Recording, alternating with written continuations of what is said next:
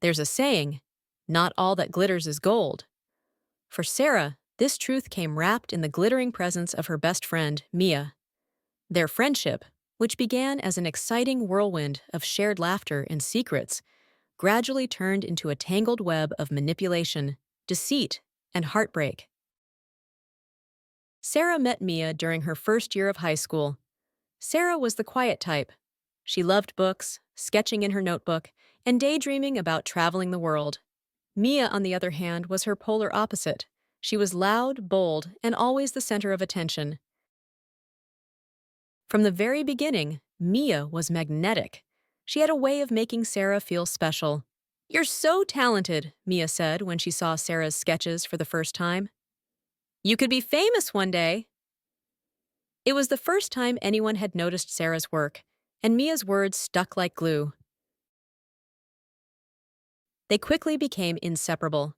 Mia invited Sarah to everything: sleepovers, shopping trips, and parties. For the first time, Sarah felt like she belonged. She was part of something exciting, and Mia made her feel like the world was theirs to conquer. At first, Mia's quirks seemed harmless. She often interrupted Sarah mid-sentence to talk about herself or demanded Sarah's opinion on every little thing. "You're the only one I can trust," Mia would say. It felt flattering, but over time, Sarah started noticing a pattern.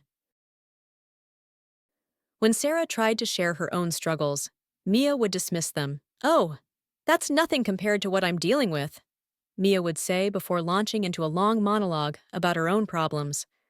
Sarah often felt drained, but convinced herself that good friends were supposed to be there for each other. The first real red flag came during a school group project. Sarah worked hard to create a presentation that wowed their classmates, but Mia claimed most of the credit. "It was my idea," Mia told everyone. When Sarah tried to object, Mia laughed it off. "Relax, we're a team," she said. As their friendship deepened, Mia began to control more aspects of Sarah's life. "Why are you talking to her?" Mia asked one day when she saw Sarah chatting with another girl in class. "She's so fake. You don't need her when you have me." Mia's possessiveness grew worse. She dictated what Sarah wore, how she spoke, and even what she posted on social media. If Sarah didn't follow Mia's suggestions, Mia would sulk or lash out. "I'm just trying to help you," she'd say. "Why are you being so ungrateful?" Sarah's other friends started pulling away, uncomfortable with Mia's controlling behavior. At first, Sarah didn't notice. She was too busy trying to keep Mia happy. The turning point came during a school talent show. Sarah, encouraged by her art teacher, had submitted one of her sketches for a live drawing competition. It was a big deal, something she'd dreamed about for years. When she told Mia, she expected her best friend to be excited. Instead, Mia's reaction was cold. "Are you sure you're ready for something like that?" Mia asked. "I mean, it's a lot of pressure. I'd hate to see you fail." Doubts began to creep into Sarah's mind. Mia convinced her to withdraw from the competition. "It's not the right time," Mia said. "You can always try next year." 2 weeks later, Sarah was stunned to find out that Mia had entered the same competition, using an idea they had brainstormed together. When Mia won first place, she acted as if nothing was wrong.